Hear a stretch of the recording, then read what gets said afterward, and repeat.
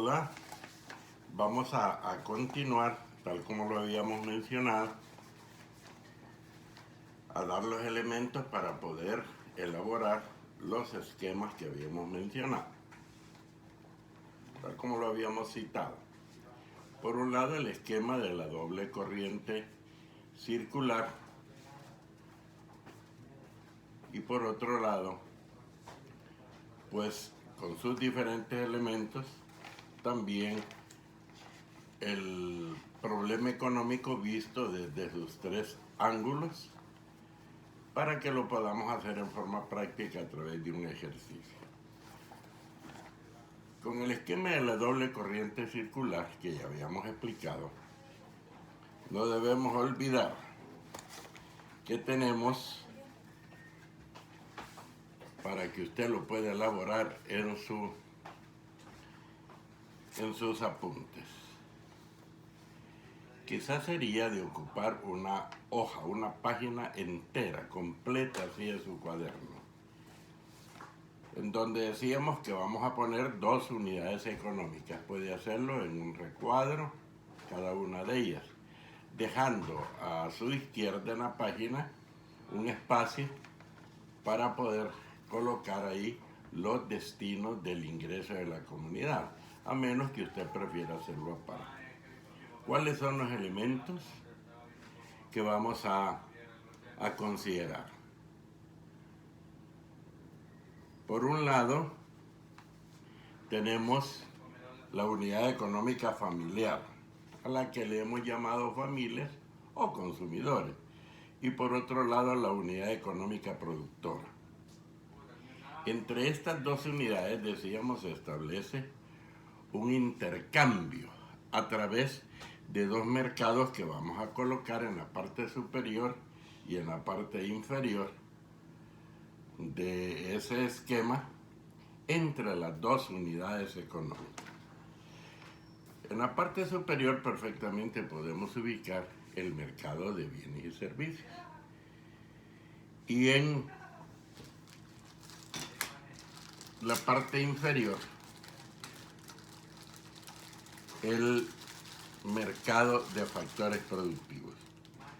Yo lo voy a colocar aquí para que, auxiliándose usted, tal como se lo sugerí, por la mañana o en la jornada anterior, pudiese usted colocar así. Esta es la unidad económica familiar. Aquí, la unidad económica productora. Esta sería la empresa, lo podemos poner entre paréntesis, y estas serían las familias por un lado. Y aquí en el centro, decíamos, vamos a colocar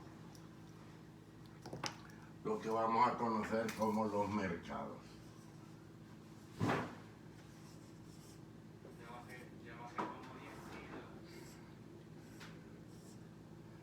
Mercado de bienes y servicios. Vamos a medir cantidad, precio, y esta va a ser la demanda y esta va a ser la oferta. Luego aquí vamos a tener el otro mercado. Mercado, decíamos, de factores productivos. Siempre esta es la oferta, esta es la demanda, y este sería entonces la cantidad y este el precio medio. Se establece una doble vinculación entre todas esas unidades. Por un lado, de la unidad económica familiar salen pues esa corriente de factores productivos. Entonces pues esta sería la oferta, miren, de parte de las familias a través del mercado de los factores productivos, llegando aquí estableciéndose la demanda por parte de las empresas. Luego, las empresas elaboran su producción y a través de lo que conocemos como oferta, hacen llegar pues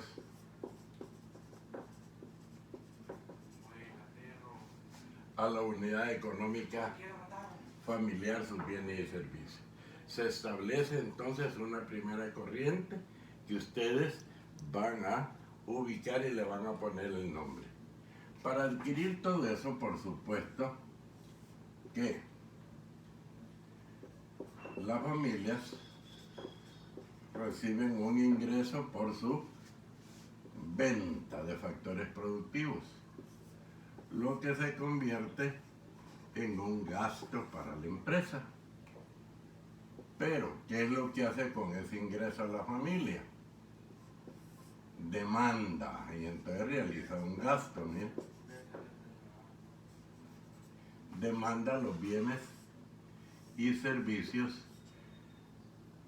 que se convierte en un ingreso para las empresas. Se determina una segunda corriente o flujo. Usted le va a poner el nombre a esa corriente o flujo. Luego de esa actividad que se genera en la economía o en el sistema económico, sale lo que vamos a conocer como el ingreso de la comunidad.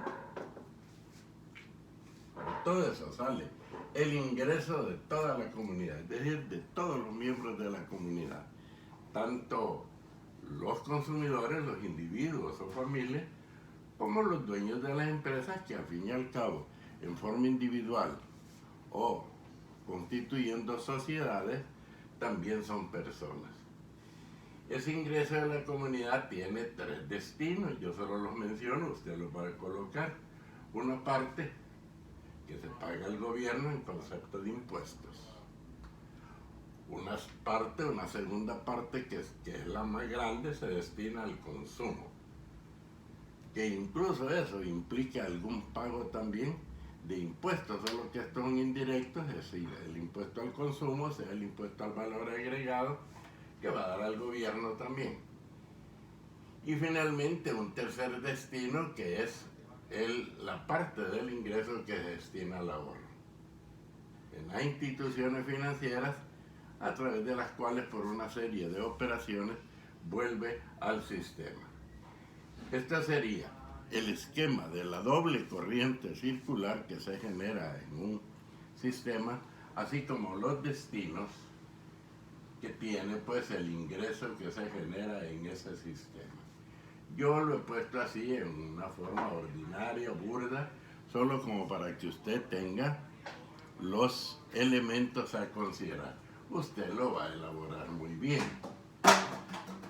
No olvidar entonces que ese esquema que estamos viendo puede ser válido ya sea para toda la sociedad, para toda la economía o para todo el sistema, cuando estamos hablando del conjunto de todas las empresas pertenecientes a los diversos sectores de una economía. Pero también puede ser visto desde el punto de vista individual, es decir, de una familia, de una empresa que produce, de una familia que demanda lo necesario para poder subsistir. Ahí hay variables que se establecen tanto para la familia como para las empresas, que pueden ser precios, salarios, ahorro, inversión, y depende pues del enfoque. Si es la toma de decisiones en forma individual, enfoque microeconómico. Y si es a un todo, a toda la economía, pues a todo el sistema económico, entonces sería un enfoque macroeconómico. No podemos desvincular el enfoque microeconómico del enfoque macroeconómico. ¿Por qué razón? Porque precisamente cada una de las familias o cada una de las empresas, al irse uniendo y conjuntándose, van formando pues el todo que interactúa dentro del sistema para darle vida pues a lo que es la economía. Bueno, esa es una actividad que usted va a hacer, como les decía, complementada con investigación que iban a hacer.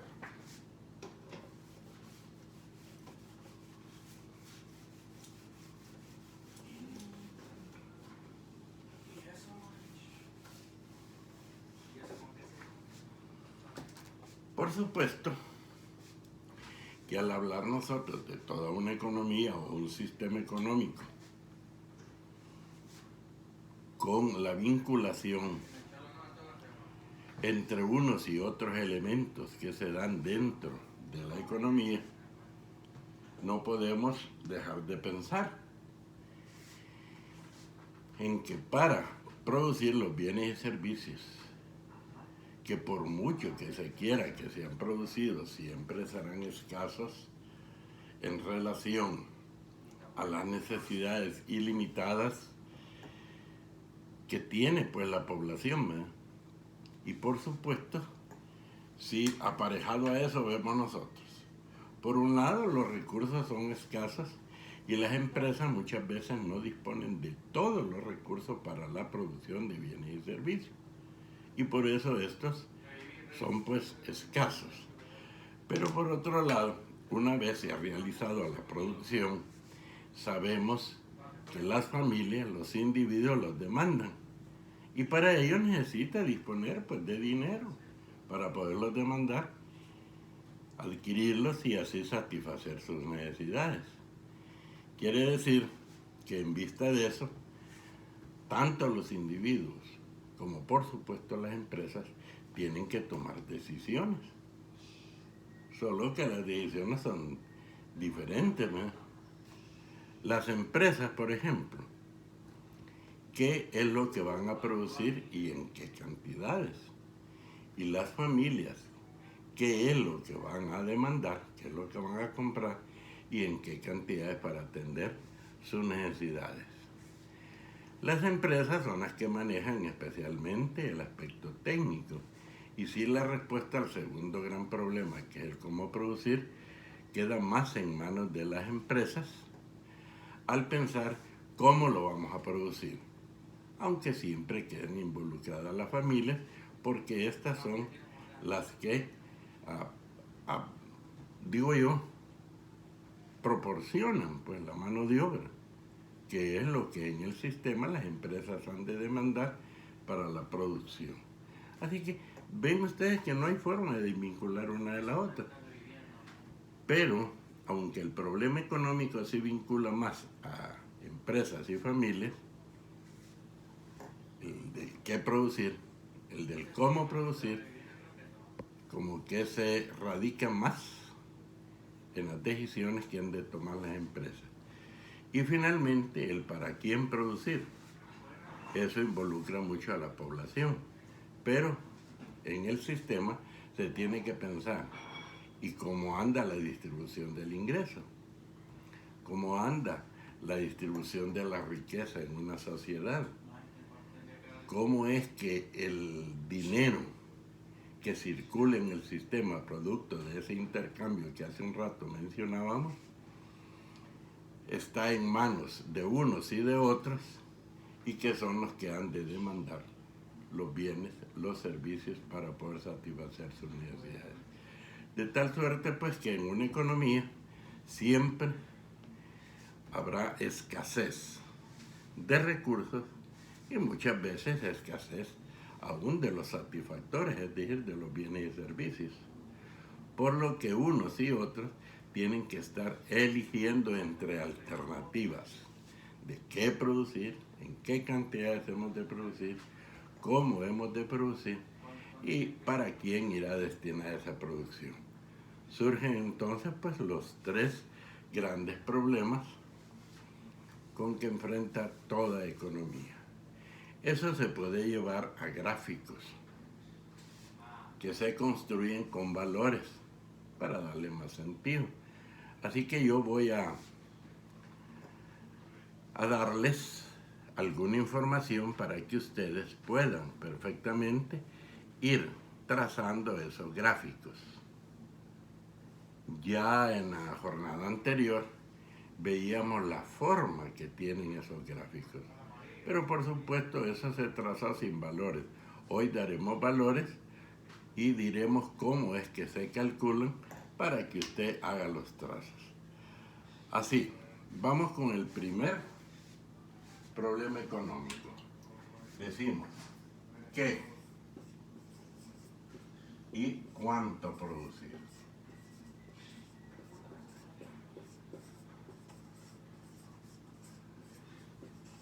Ese es el primer problema.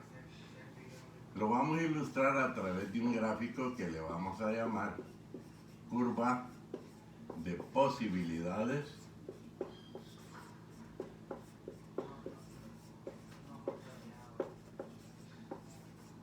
de producción.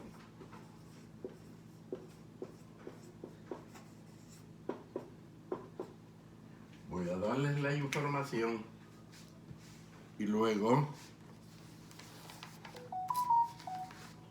usted posteriormente va en forma de práctica, como ejercicio para ir entendiendo mejor estos conocimientos, va a ir tratando de realizar, y ante las dudas que se le puedan presentar, por supuesto que hará las consultas, para lo que estaremos dispuestos en la, no tanto, o no solo, mejor dicho, en la jornada, sino que por supuesto también a lo largo de todo el tiempo que alguien quiera hacer las consultas. Bueno, ¿qué es lo que vamos a hacer? Por un lado, vamos a tener en un cuadro, aquí le vamos a poner alternativas. Tres columnas, sí. Alternativas acá, bienes de consumo acá y bienes de capital.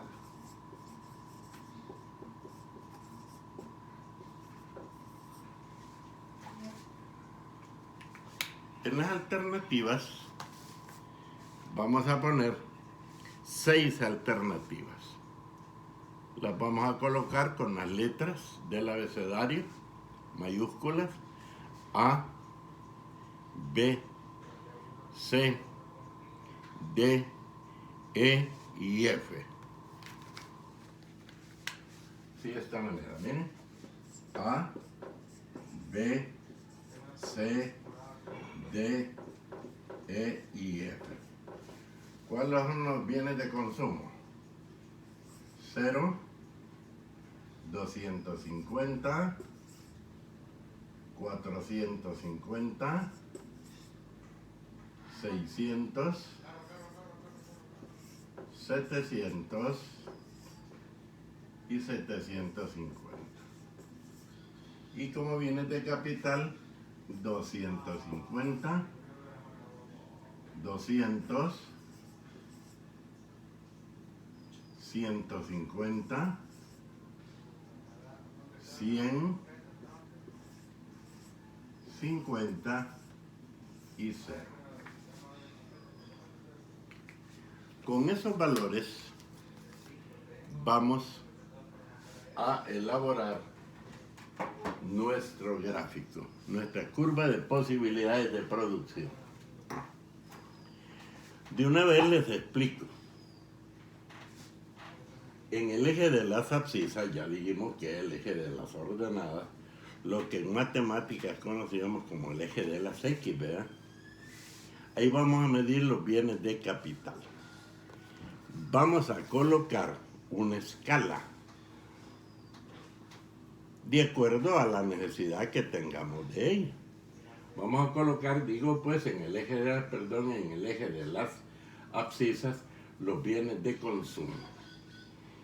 Vamos a usar una escala constante y dentro de esa escala vamos a colocar los datos que ahí tenemos. van a ir desde cero. Si usted se fija ahí, podemos hacerlo perfectamente de 100 en 100, ¿eh?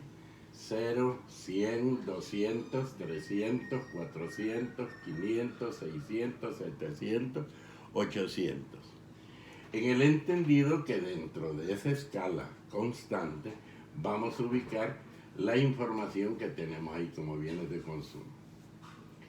Luego en el eje de las ordenadas, igual, ahí vamos a colocar una escala numérica constante. Se me ocurre pensar que bien pueden ser ahí, tal como está, de 50 en 50, mire, 0, 50, 100, 150, 200, 250. En este caso, pues la escala ha coincidido con los valores que tenemos ahí. Entonces vamos a ir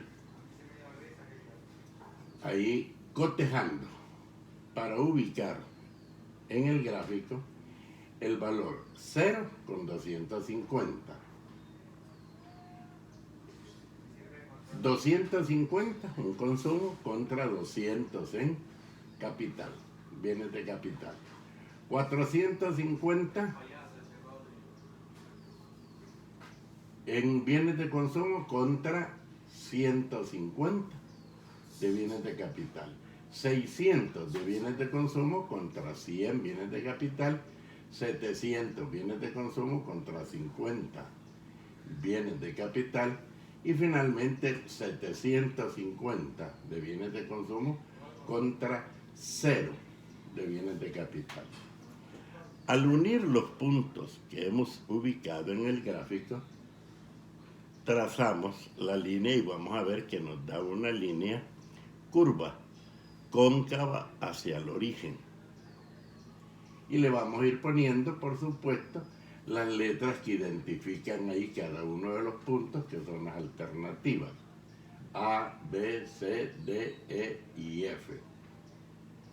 En cualquiera de los puntos que nos ubiquemos, por supuesto que estaremos considerando que es una combinación que le conviene a un país o a otro. Decíamos pues que de qué va a depender ubicarse en un punto más cerca del eje de las abscisas, donde estamos midiendo los bienes de consumo. Pues va a depender pues de que el país sea pobre, subdesarrollado o que esté en vías de desarrollo. ¿En qué va a consistir el hecho de que nos ubiquemos en un punto más cercano al eje de las ordenadas, más bienes de capital que de consumo? Que el país pues sea más rico, más desarrollado, que tenga por supuesto mucho más recursos con los que echar a andar su producción para satisfacer unos y otros tipos de necesidades. Bueno, esa sería la curva de posibilidades de producción. Cualquier punto que esté ubicado a la izquierda de la curva de posibilidades de producción significa que no hay un verdadero aprovechamiento de los recursos. ¿Por qué razón? Porque pudiendo estar un poco más a la derecha, es decir, sobre la curva de posibilidades de producción en el sistema, se están o bien subutilizando los recursos o se están desperdiciando.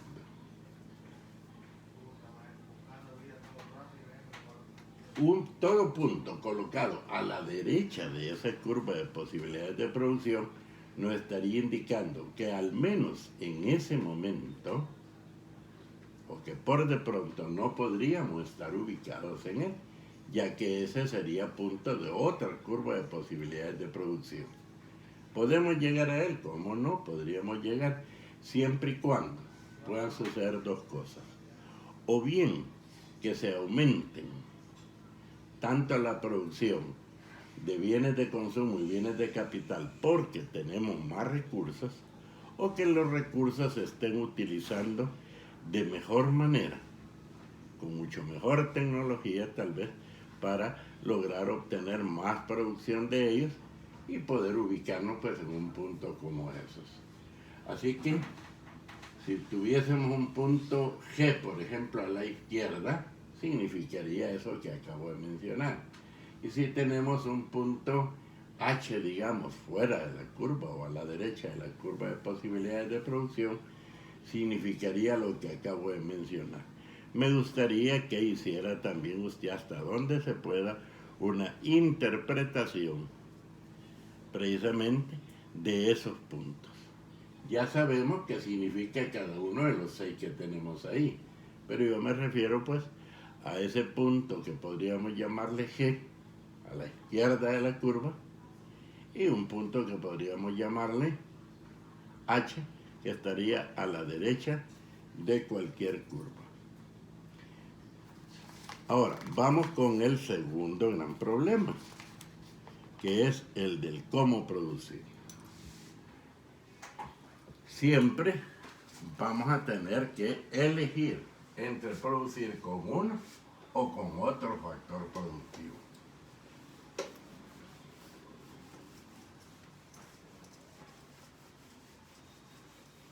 Y decíamos que es un problema técnico. Eso lo responden más que todo las empresas y los técnicos que tienen dentro de esas empresas el cómo producir.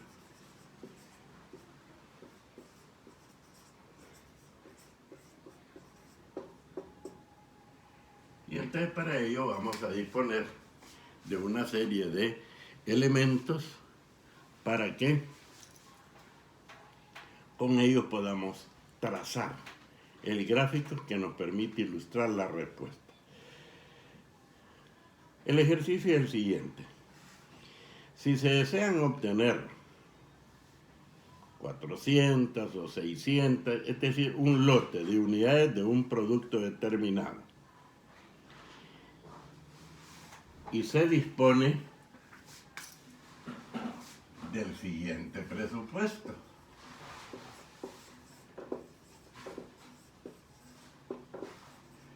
Es decir, de la siguiente cantidad de dinero. Se dispone de $850 para obtener la producción que sea. En este caso hemos mencionado 400 unidades. Podría ser cualquier número. Vamos a decir también que cada unidad de máquina nos cuesta $10. Cada hora máquina, miren. Cada hora máquina nos cuesta $10. Y cada hora hombre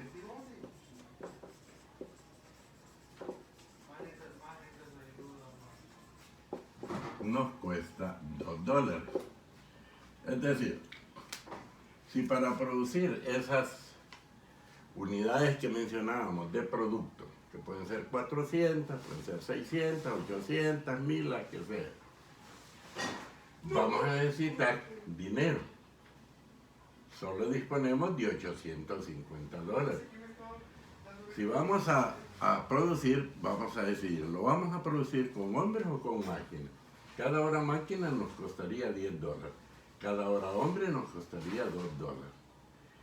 Entonces, para poder producir también necesitamos las siguientes alternativas. ¿Cuáles son esas alternativas para la producción? Alternativas o combinaciones le podemos llamar. Así, por ejemplo, ¿qué tal si tenemos A, B, C y D? Aquí tenemos máquinas y aquí tenemos hombres.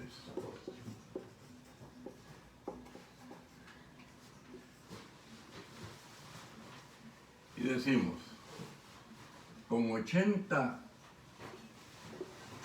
máquinas y 100 hombres podemos obtener la producción. con 60 máquinas, pero con 150 hombres igualmente, con 40 máquinas, pero con 225 hombres, y finalmente con 20 máquinas, pero con 400 hombres. Con esas combinaciones entre máquinas y hombres, podemos lograr la producción que querramos, la que habíamos mencionado. Siempre vamos a hacer el gráfico en el eje de las abscisas, de las ordenadas, podemos poner los hombres. Vean ahí cuál es la escala que nos puede servir. Y podemos poner, mira, 0, 50, 100, 150, 200, 250, 300, 350, 400. Y dentro de ella, por supuesto, ubicar esos valores.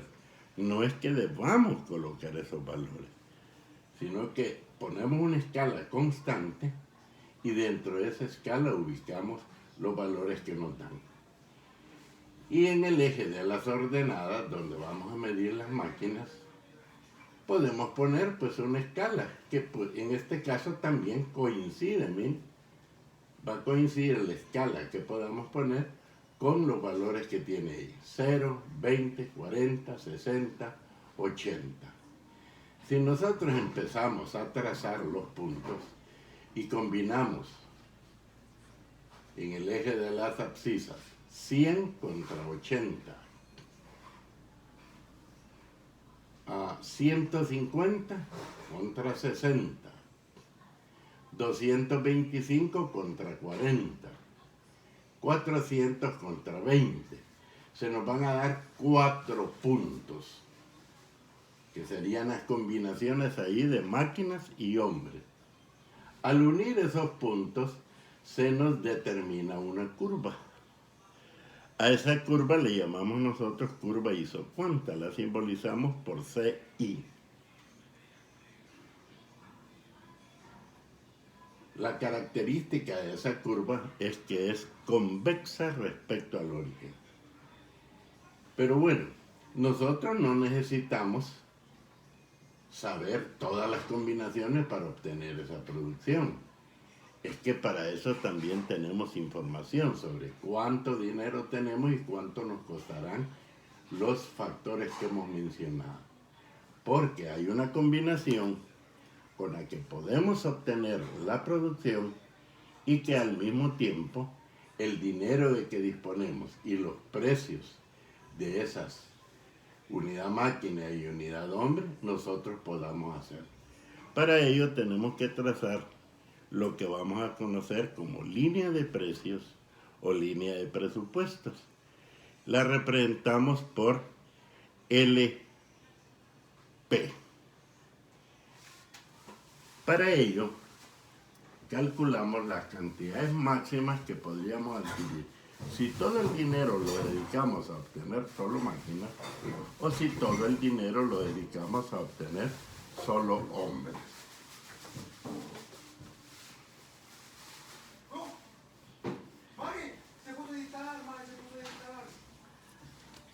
A eso le llamaríamos, por un lado, cantidad máxima de horas hombre. ¿Bien? ¿Cómo lo vamos a obtener? Renta monetaria, que es la cantidad de dinero entre el precio de la hora hombre. Como son 850 y el precio de la hora hombre es 2, nos resulta, al dividirlo, 425. O sea, se nos da el punto 425,0. 425 en el eje donde estamos midiendo las horas hombre contra 0 en el eje de las horas máquina. O podemos calcular la cantidad máxima de horas máquinas, que sería la renta monetaria entre el precio de la hora máquina, o sea, 850, que es lo que tenemos, entre 10. ¿Qué es lo que nos resulta? 85. Se nos da el punto 0,85.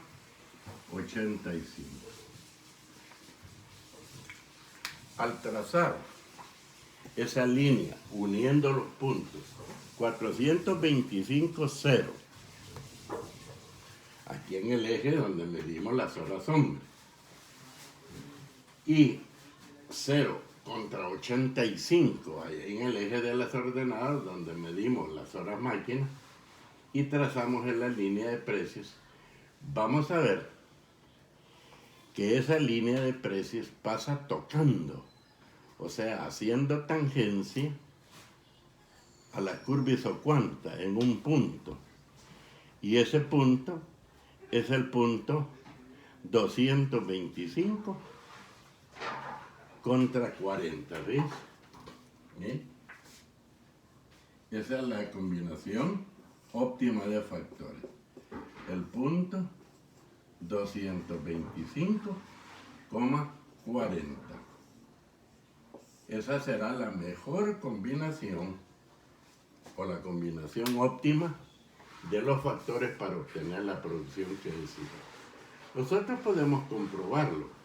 Multiplicamos 225 por 2, nos da 450. Y multiplicamos 40 por 10, nos da 400. La suma de los dos nos da los 850, que es el dinero de que disponemos. Si usted hace esa misma operación en los otros puntos, en las otras combinaciones, se van a dar cuenta que no es posible. O nos sale más dinero que no tenemos, o nos resultaría un desperdicio de dinero. Así que por eso le llamamos a esta combinación óptima de factores. De esa manera damos respuesta pues en forma gráfica e incluso matemática también al problema el cómo producir. Y finalmente vamos a tener el para quién producir. Es el tercer problema. Vamos a borrar acá.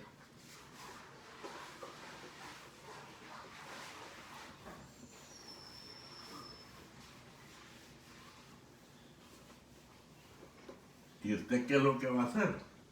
En primer lugar, va a elaborar el gráfico. Y segundo, va a hacer las comprobaciones que yo le decía para que lleguemos a determinar que efectivamente esta es la combinación óptima de factores. Que las otras combinaciones nos podrían permitir obtener la producción, pero no podríamos hacerle frente porque no disponemos de esa cantidad de dinero. Finalmente, el para quién producir. Decíamos que tenemos que ver de qué manera se encuentra distribuido.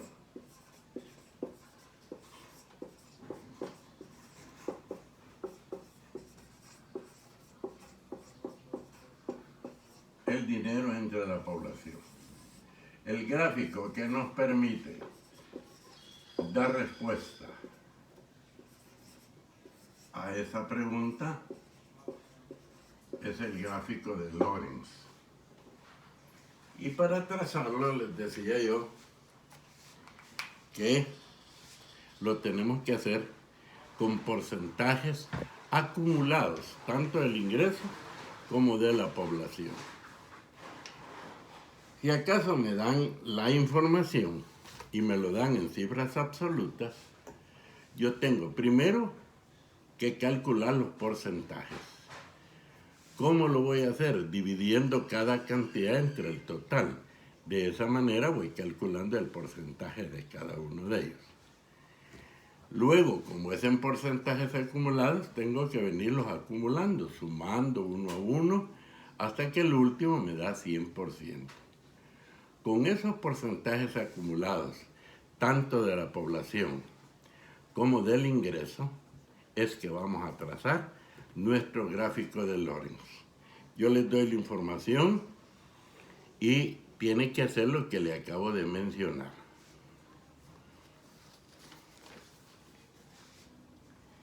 La distribución de los ingresos entre las unidades que lo perciben en un país para un año cualquiera fue el siguiente. Unidades perceptoras, esto es, las unidades que lo percibieron.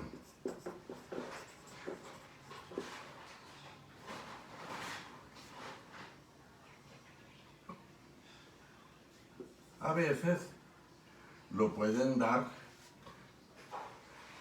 en cifras absolutas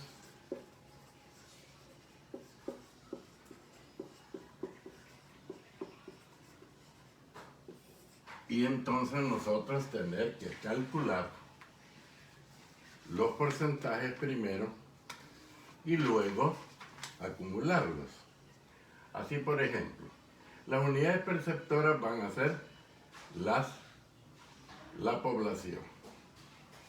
Y le voy a dar de esa manera. 1.400.000 habitantes. 1.050.000 habitantes. 700.000 habitantes. O pobladores, como se le quiera llamar. 350.000.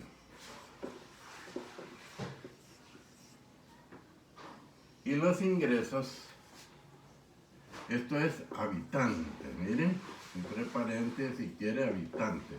Y estos son dólares. Reciben 400.000. 800.000.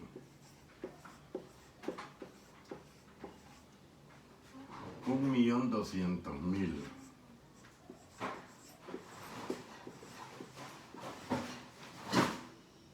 Y 1.600.000. Bueno, esa es la información que nos dan. Con esas cifras no podríamos trabajar, sino que lo primero que tenemos que hacer es calcular los porcentajes. Lo voy a poner aquí para esto, miren. Calcular los porcentajes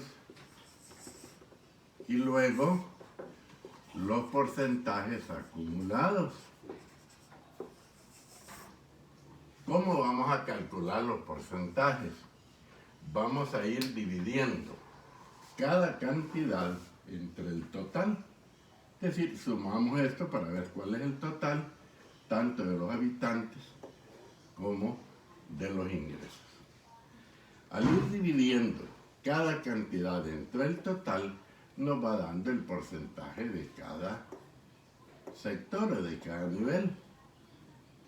Pero no vamos a trabajar con esos datos, sino que los vamos a acumular. ¿Miren?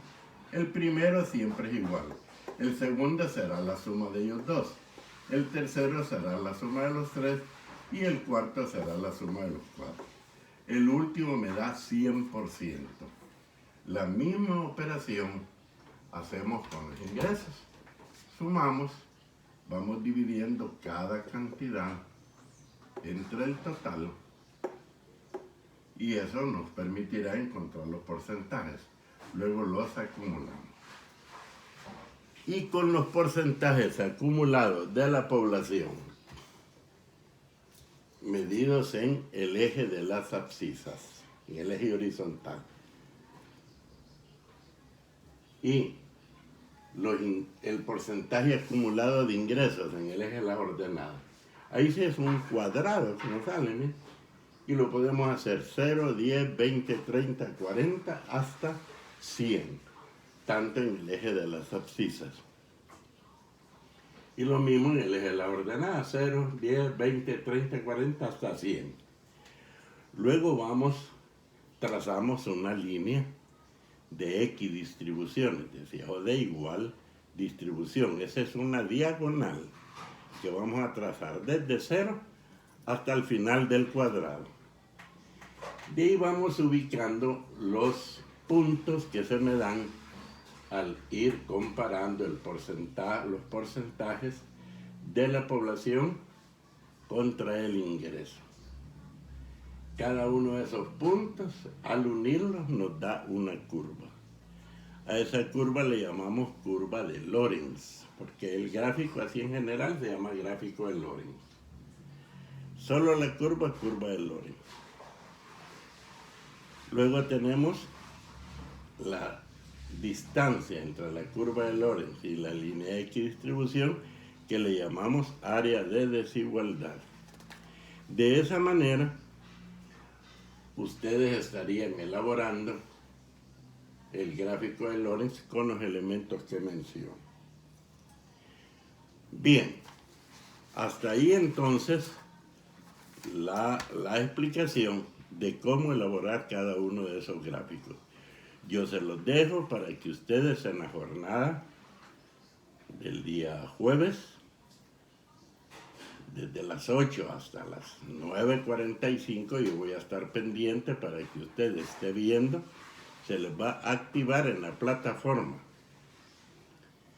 toda esa información y explicaciones que se les han dado para que usted vaya realizando esa actividad. No tiene que presentarla ni tiene ningún valor como calificación, sino que es parte de la preparación que usted va a tener, de los conocimientos que usted va obteniendo, porque en el laboratorio o en el parcial lo más probable es que les pueda sí venir para ser evaluado.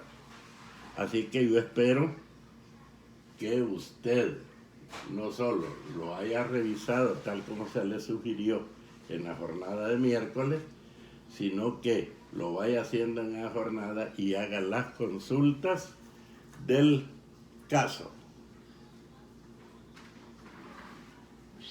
Así que nos vamos a quedar hasta aquí y vamos a estar el día de mañana para pues ver y resolver las dudas que se le planteen.